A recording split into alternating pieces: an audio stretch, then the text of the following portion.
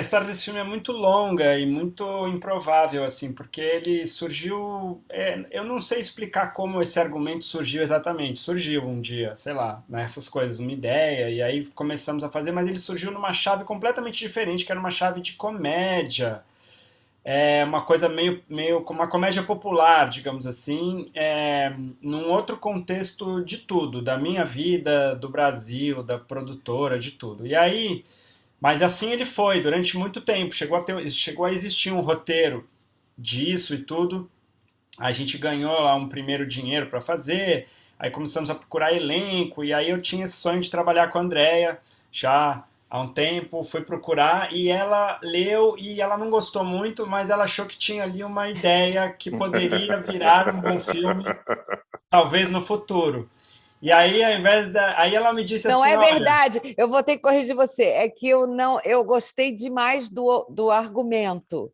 Eu achei aquele centro ali do nervoso do argumento maravilhoso, mas eu não achava legal fazer aquilo tão comicamente falando. Não é verdade isso? Tá, agora vai.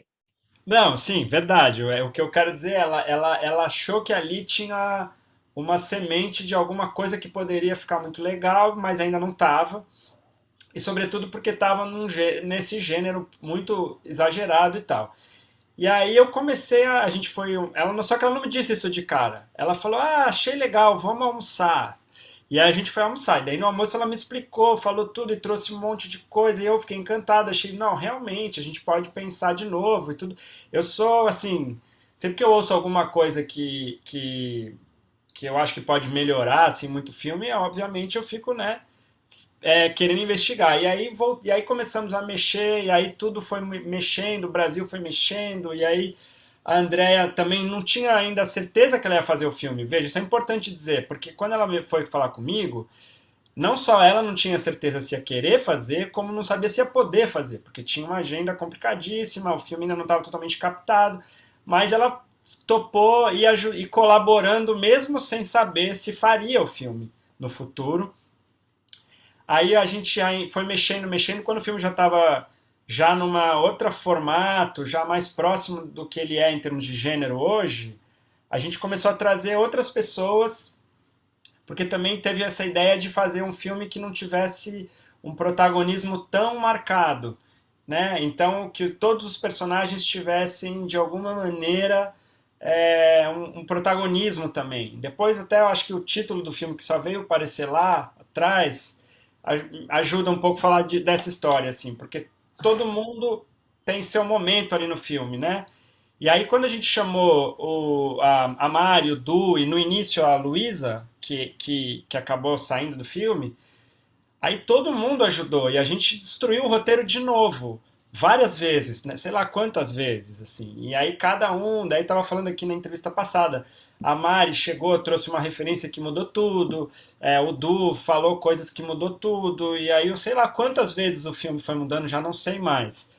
Mas sempre para melhor, sempre para alguma coisa que parecia estar melhorando, que parecia estar ficando mais interessante. E aí chegou na forma que chegou, né? Chegou nessa forma. Então é um processo realmente de muitas mãos, assim.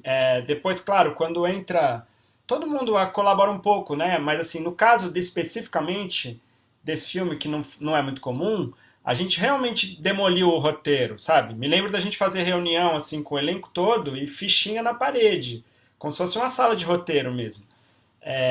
E Isso, trocar. isso é muito raro, né? A gente, Claro, como né? enfim, atrizes e atores, não participa desse processo.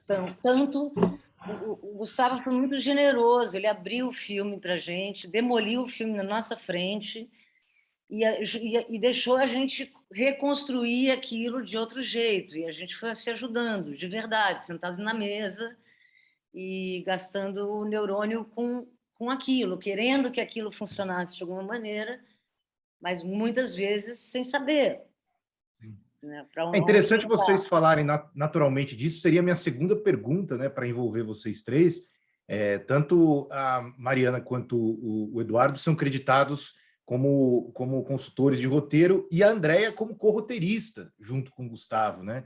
E vocês como atores, atrizes, já tinham participado de algo semelhante? E como que foi para vocês isso? Assim, entrar no filme primeiro, nessa colaboração do texto, nessa colaboração do roteiro, porque não é algo tão comum, como a Mariana falou, né? É raro, acho que não só no Brasil, assim, acho que até fora não é tão comum a gente encontrar atores assim, com peso de protagonista, que divide o roteiro com o diretor, né? Então, como é que foi esse processo para vocês três? Vai, Du. Vai, Mari. Ah, acho que houve como o Gustavo estava falando no começo, vou falar da minha parte, tá? Quando eles me convidaram para ler o roteiro, eu tinha entendido que isso é bem mais comum do que você mexer no roteiro, você convidar pessoas amigas para ler o roteiro, para, enfim, começar a tirar ou começar a dar voz um pouco para aquelas palavras, aqueles textos lá. A gente fez aqui em casa. Quando a gente acabou de ler, era só eu, Gustavo e Andréia. Quando a gente acabou de ler, os dois ficaram conversando bastante, né? André e Gustavo, que já se falavam, e me chamaram para fazer essa leitura. E aí, num determinado momento, a André parou, olhou para mim e falou assim: o que você acha? Porque a André começou a falar muito do meu personagem, né? Aí ela falou assim: fala aí, cara, fala aí. Aí eu falei assim: cara, eu vou falar o quê, né? Uma situação completamente desconfortável. Cara, você Ai, não que que tá, horror, Du, foi mal. você até Foi mal. onde, né? Até onde, o que falar exatamente? Porque eu não sei qual que tamanho é esse, né? De espaço para se falar. Não conheci o Gustavo, né? Para mim, eu estava fazendo ali uma leitura de brother mesmo, né? De camarada, assim, vamos nessa. Né? Se por acaso ele curtir, se por acaso achar que tem a ver, vai me chamar para fazer aquelas coisas normais.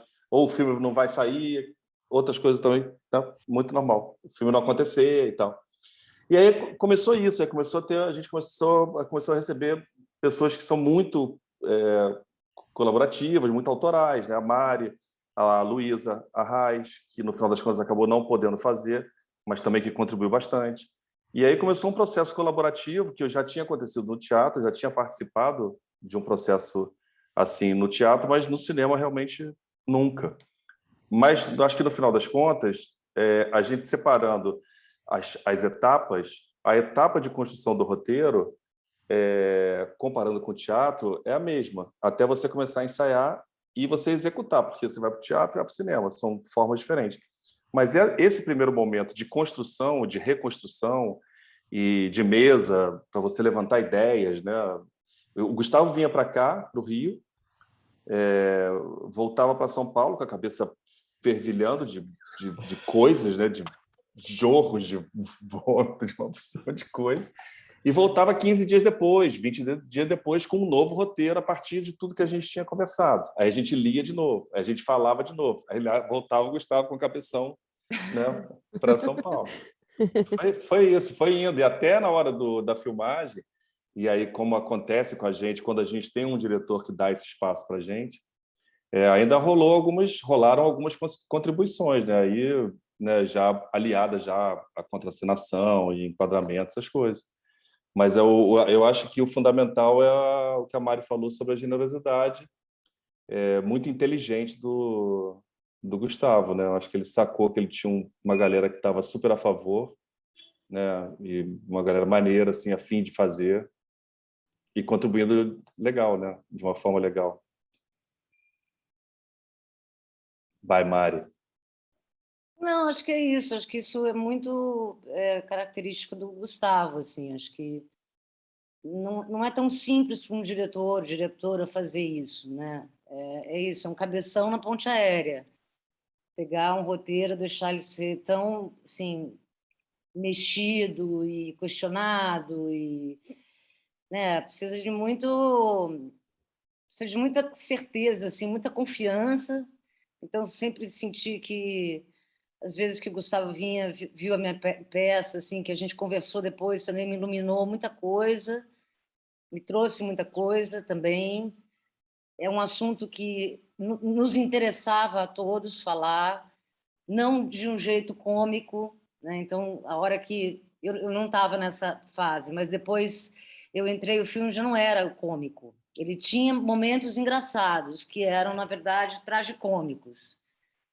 Mas essa abertura, nesse momento onde normalmente os autores e os diretores se fecham, o Gustavo se abriu. É. E abriu muito para a gente. Foi muito generosa a abertura dele para a gente. Escreveu o roteiro, sabe, junto. E tinha coisas ali que eram dele, que ficaram até o fim e tal, mas muita coisa mudou. Acho isso. Correndo um risco danado da gente estragar o seu roteiro todo, né, Gustavo? E tinha hora que era exatamente isso, né? Assim, a gente olhava para o Gustavo estava uma nuvem, né? uma neblina, olhando e falando assim, cara, o que era uma comédia delicinha, tá virando uma catástrofe, uma merda, né, cara? Uma loucura. Aí a Andréia falava assim, mas vai ter riso, daqui a pouco vai aparecer as gargalhadas e tal. Vai ter uma graça. O Gustavo olhando assim, aí o Gustavo assim, cara, me mete numa roubada. Cervejinha. Agora?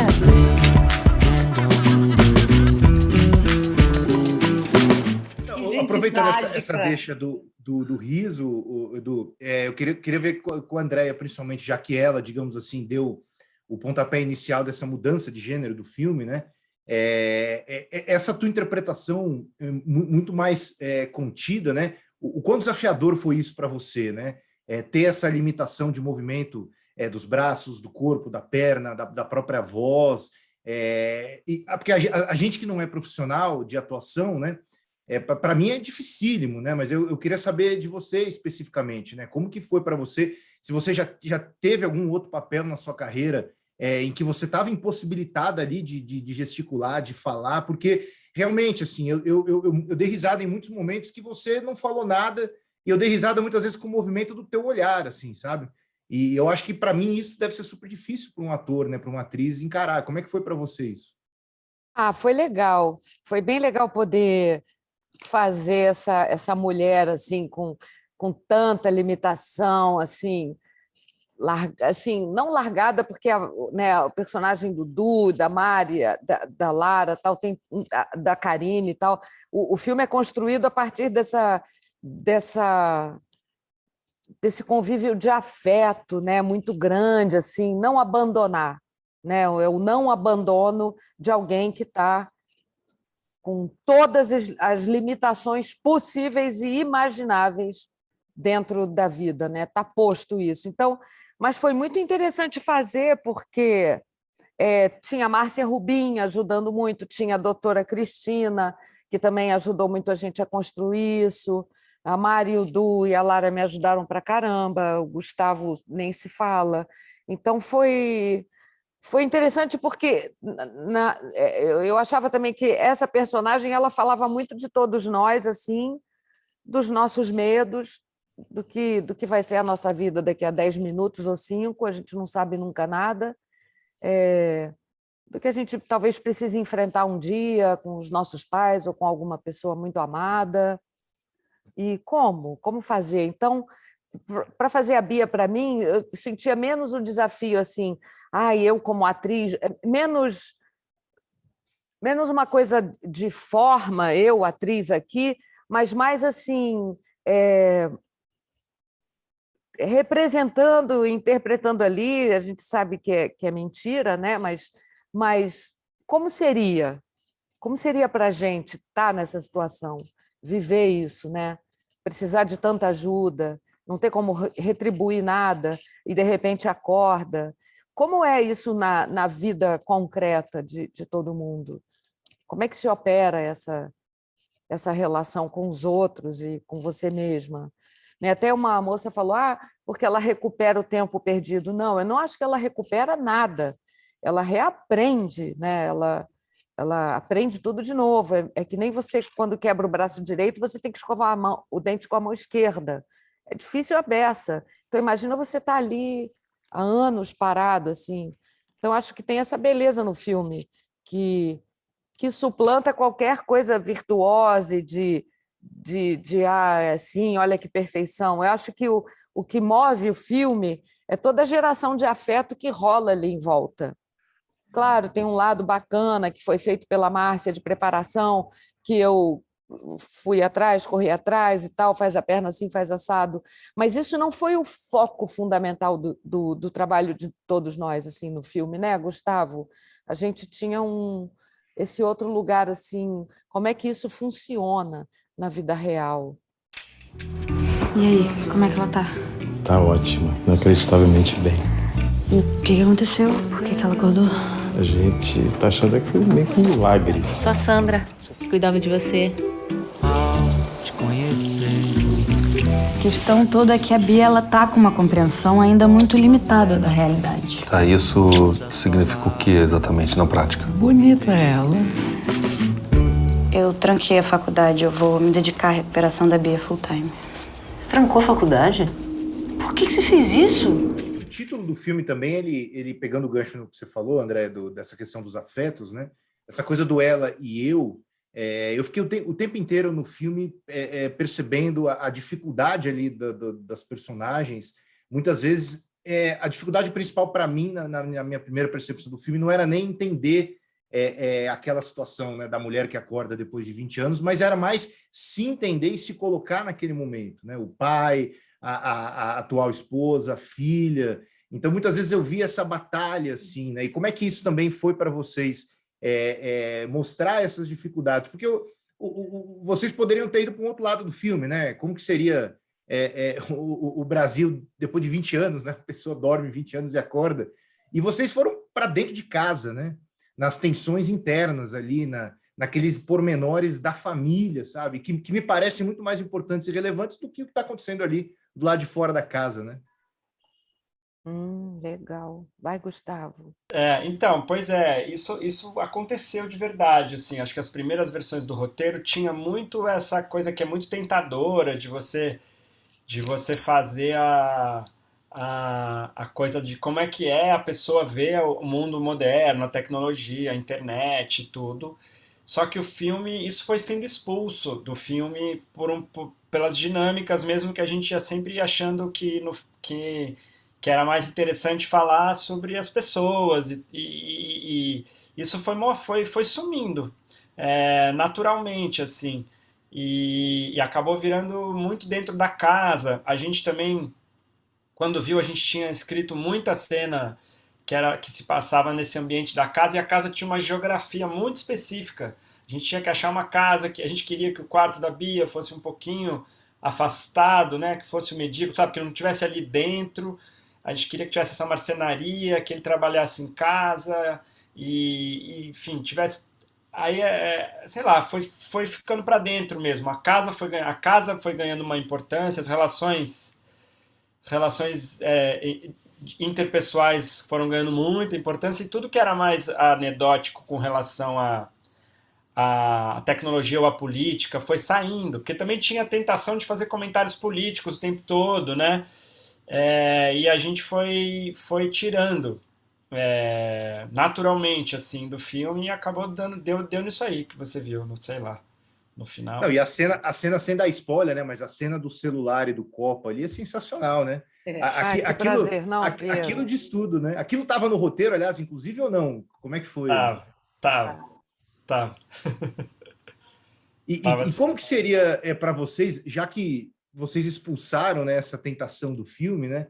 Uma pergunta que eu fiquei o dia inteiro pensando se eu faria ou não para vocês, mas resolvi que eu vou fazer agora. Faça. Como é que seria dormir em 2002 no Brasil e acordar nesse Brasil de 2022, assim? O que para vocês quatro seria, digamos assim, se pudesse escolher um aspecto mais chocante, né? Mas como que seria? Eu tô rindo de nervoso, tá? Pois é. Porque isso, o tempo inteiro eu fiquei pensando, cara, imagina eu dormir em 2002 e acordar nesse Brasil em 2022, porque literalmente um país do avesso. Eu ia pedir, pelo amor de Deus, me faça um dormir de novo. Quero dormir, pelo amor Não quero acordar, né? Me dá mais um ano aí de sono, pelo amor de Deus, que eu não quero estar acordada nesse Brasil de 2022, gente. Pelo amor de Deus. Mas eles vão embora. Bom. Ontem mesmo eu sonhei que eu era uma gaivota vermelha. Lindo. Aí eu voava, pescava. É muito bom, né? Sonhar que tá voando. Ela tá bem? Tá bem, hoje foi meio caos aqui, todo mundo atrasado. Mas já virei ela, já troquei, tá tudo certo. O que na cabeça de vocês mais pesa nesse momento, né? Tentando trazer o filme de vocês para essa nossa realidade, né? E para mim a mensagem principal do filme é muito essa, né? De que depende muitas vezes mais de nós mudar uma realidade do que do outro, né? E às vezes a gente tem essa coisa, né, de sempre responsabilizar alguém, terceirizar a responsabilidade, mas o filme, pelo menos eu terminei de ver o filme de vocês com isso na cabeça, de que, cara, depende de mim, sabe? Muitas vezes ir lá e fazer algo, assim, né? E para vocês, assim, como que seria essa readaptação 20 anos depois de acordar, assim, com um novo país, com novas relações familiares, assim? O que seria mais impactante para vocês? Posso falar uma coisa? Eu acho que é o seguinte, que é curioso porque o filme fala sobre o inesperado, sobre coisas absolutamente inesperadas que podem acontecer com a gente, né? No caso ali, tanto a entrada da Bia em coma como a saída da Bia do coma são eventos completamente inesperados, incontroláveis e que alteram tudo. A gente também não sabia, não fazia ideia que esse filme seria lançado em 2022 só. Era para ter sido lançado muito antes. Quando a gente escreveu tudo, não tinha Bolsonaro, tinha Trump, mas não tinha Bolsonaro. Mas o que acontece? No fundo, sem a gente saber que ia acontecer, o próprio acaso transforma o filme. O filme está sendo lançado agora, em outro Brasil, em outro contexto, depois de pandemia.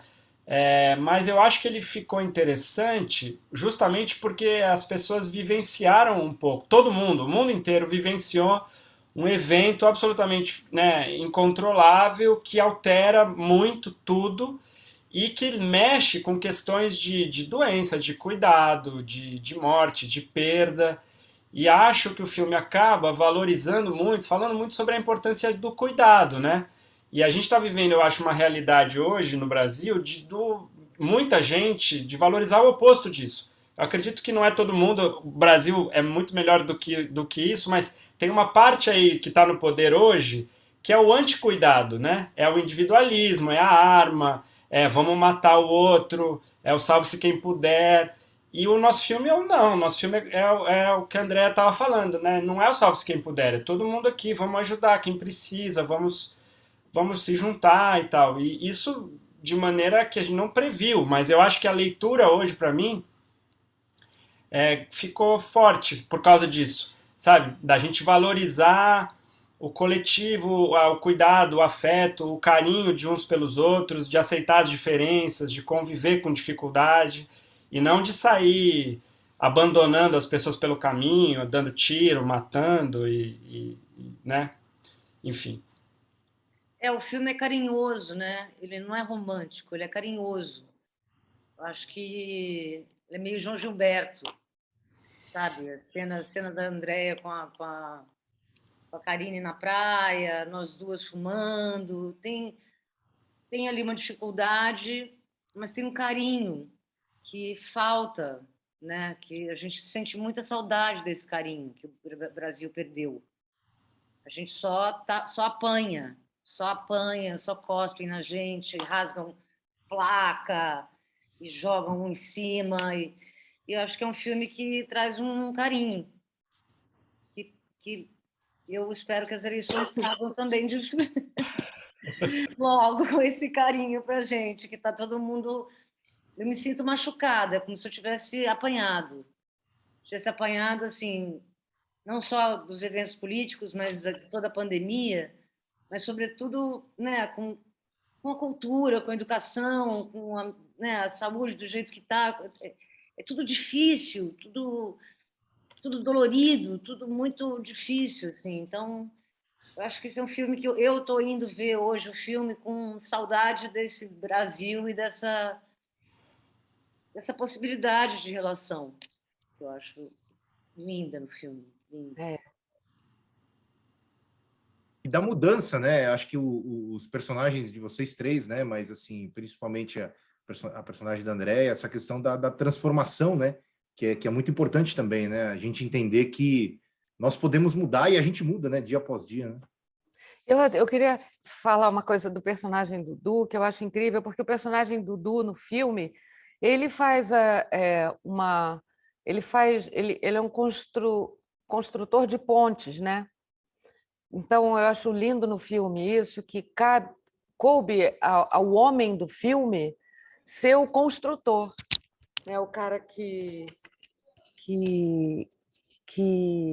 acolhe, que arredonda as arestas, que acalma, que ouve, que negocia, sem nenhum traço de preguiça, não faz isso porque quer evitar qualquer tipo de aborrecimento, mas faz isso por convicção, porque só sabe viver dessa maneira, agregando e ouvindo e negociando e perdendo de vez em quando, ganhando uma vez ou outra. Então, eu acho que é muito bonito isso no filme também, isso estar nas mãos do homem, né? Então, é um homem muito especial, assim, e que também é muito legal ver isso no filme, esse homem que é incrível, que é um homem que não é perfeito, só é lindo, porque o do Moscovitz é lindo, tudo bem, não tem problema não. Eles vão ver só uma coisa, né, do Moscovitz.